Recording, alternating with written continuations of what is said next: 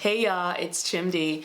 I am finding it so easy to make videos, which is really, really cool. And normally if I was recording a bunch of videos at once, I would intentionally like batch them and save them, and I would maybe record like 4 weeks of videos in one day and then just like not record during the rest of that time. But I'm truly finding it so easy to be prolific. And I was reflecting how a year ago I tried to do, was that a year ago? It might have been 2 years ago. I tried to do a daily challenge in November, and I'm just gonna really pause for a second.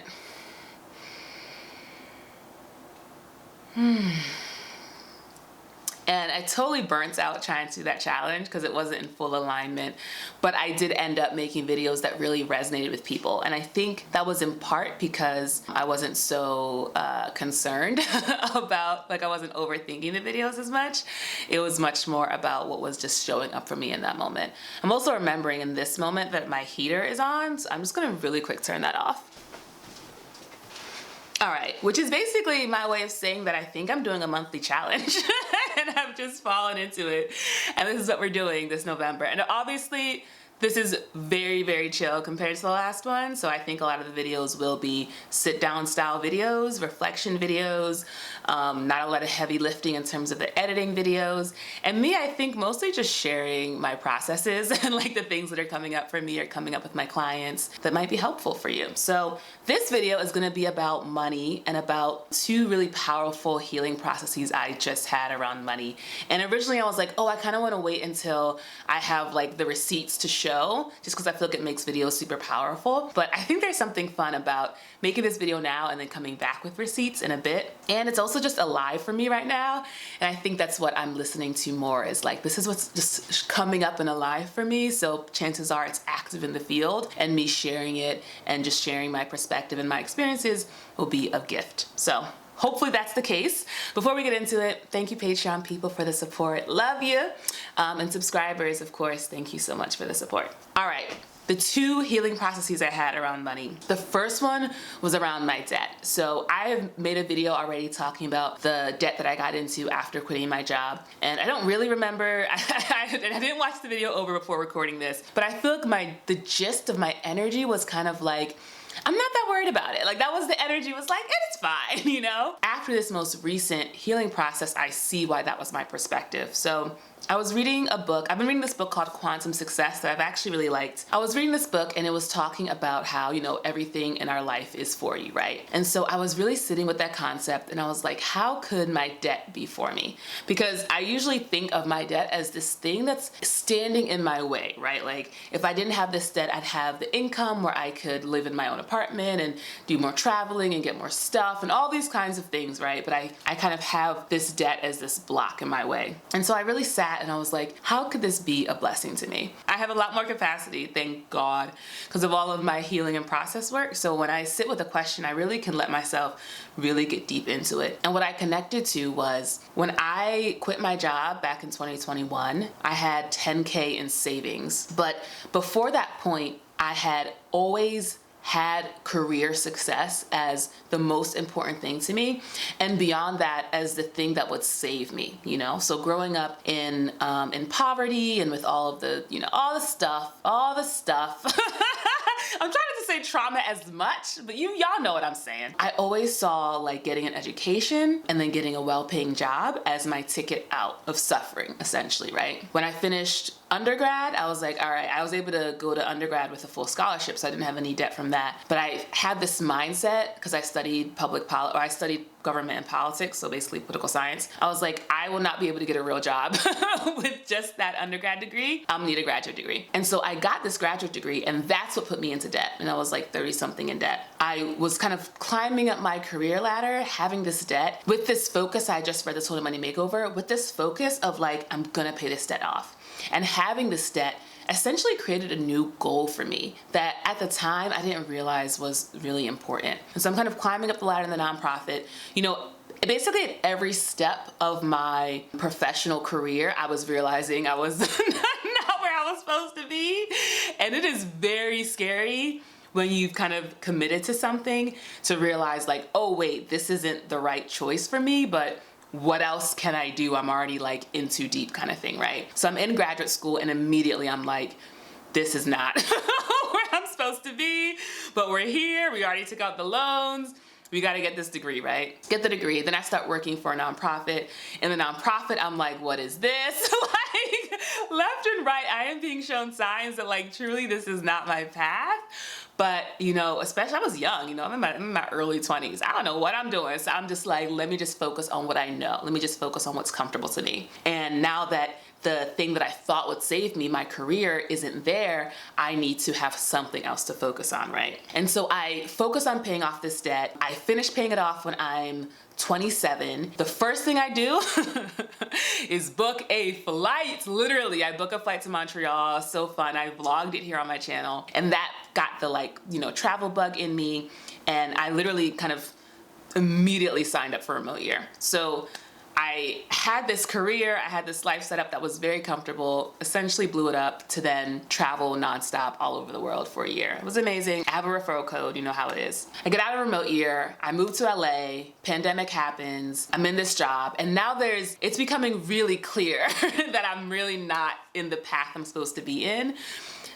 And it's becoming more uncomfortable to stay than it is to leave. And that's when I leave, right? And so now it's spring 2021, and I've got the savings, but I have basically no clear vision for my life. Like, I know I have YouTube, I know I like coaching, but I don't really, like, I had such a clear path for so long in my life, and now I felt like I was just out floating in the wind, and I just had no idea what was going on.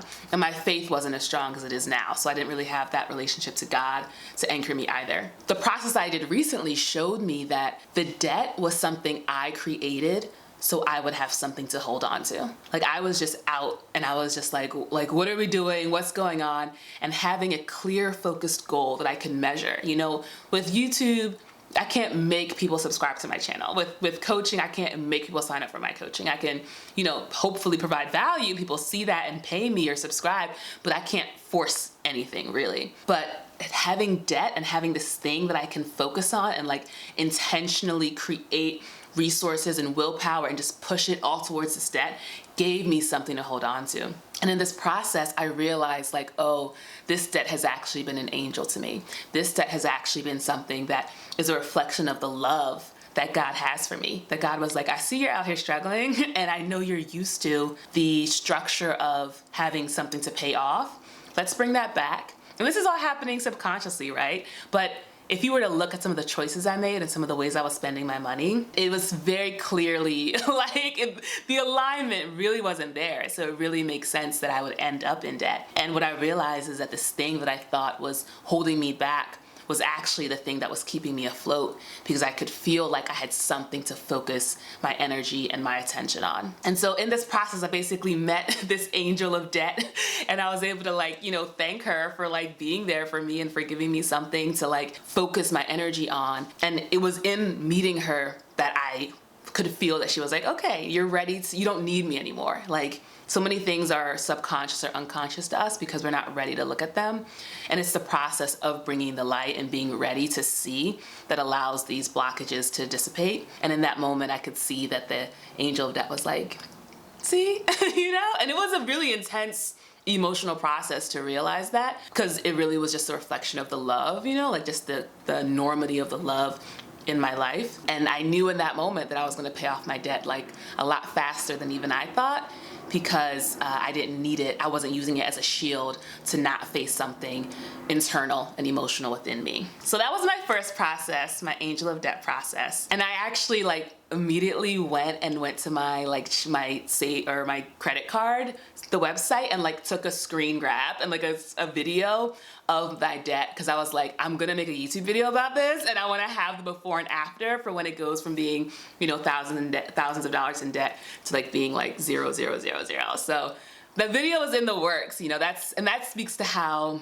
certain I am of that, which feels really good. Like when you have that internal certainty and knowing, there's like an inevitability about what you're creating in the world. The second process that I had was inspired by this blanket that I just bought from Marshall's. It's so soft and it's so amazing and it's so luxurious and I love it. And I have been using like 2 different smaller blankets as my blanket, because my sister is abundant in blankets. So I was like, I don't need to buy a new blanket. Like I could just cobble together a couple of these blankets. It's fine. It gets the job done.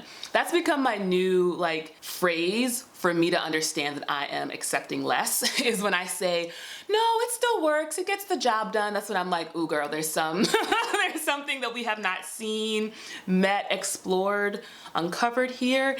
And if we do so, we're gonna have a probably intense emotional process. And so I'm doing all this emotional process work, and I get to the point where I'm like, I'm gonna buy myself this blanket, you know? Even though I don't strictly need it, I want it and it would be nice, and I'm gonna buy myself this blanket. So I go to Marshall's, I buy the blanket, it's amazing, I love it, I still love it. And so I'm connecting to how much I love this blanket, love this blanket so much.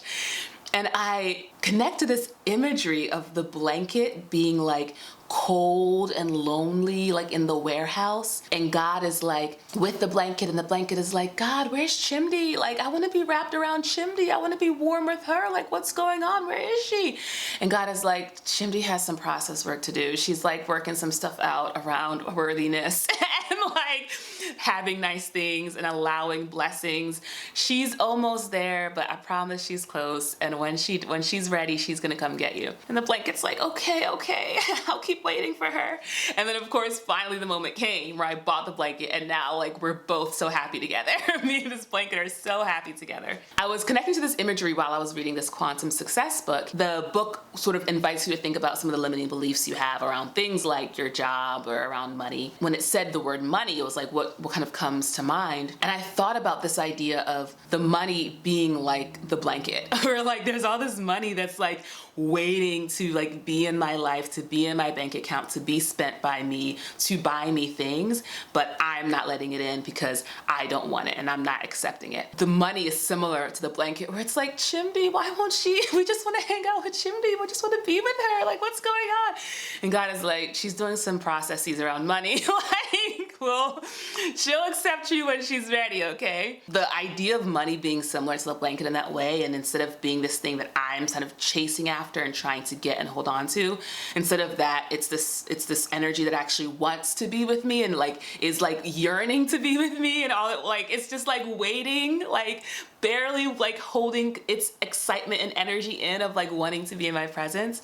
Like the idea of that was so shocking to me, so that to the point where I was like, I'll have insights and be like, I need to do a process. Like, I need to stop what I'm doing, find a private place, and just go sob, because this is a major process that I'm gonna have. And that's how it was with this. And so I go and I connect to this energy of money that's just like waiting to be with me. And what it does is it takes me back to this early childhood memory of when we were basically trying to make rent. And it was a bunch of us, you know, I'm one of 6 kids. And it was one of those moments when it was like, all right, like we all need to pool our resources to make rent. And I was obviously a kid, so I had very few resources. So I had literally like quarters to my name, right? So I want to say maybe $1.25 in loose change. I also didn't have a job. So however I came across this money definitely came through like diligent saving, right? To get this, you know, really small amount. And I distinctly remember the moment when it was like, when we were like gathering our resources and giving it to our dad, and the pain and the grief of the money leaving my hand for this bigger cause that obviously was very important, keeping a roof over our head, right? But it was so, as a kid, it was so painful. And in that moment, I kind of created this narrative that was, there's no point holding on to money. There's no point trying to get money, trying to save money. I'm gonna have to give it up. I'm not gonna get to experience it. I'm not gonna get to enjoy it. All of that effort will somehow be to waste, you know? And so I just got to connect and just grieve and just process how painful that was for young Chimdi. And in that process, I felt like that love and that true relationship forming. And I made a video about like healing your relationship to money. And it's so interesting because I don't think I really knew what I was saying, because now I understand even more truly that we're all of this is just energy, and money is just a frequency, it's just an energy.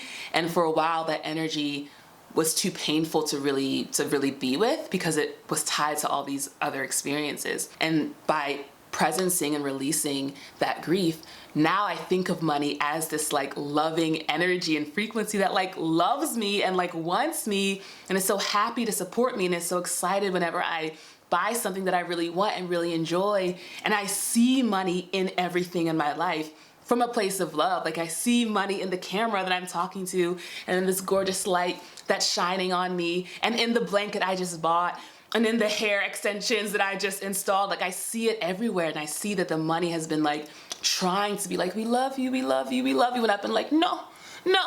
But now I'm able to be like, oh wow, you love me, and money is like, yes, we love you so much, and I'm like, wow. So it's really amazing the difference and the difference in energy. And people have tried, I've consumed so much money-based content that's all about manifestation and all that. And folks have tried to explain it again and again and again, but it never clicked really because there was all this fear and all of this subconscious, unconscious stuff around it.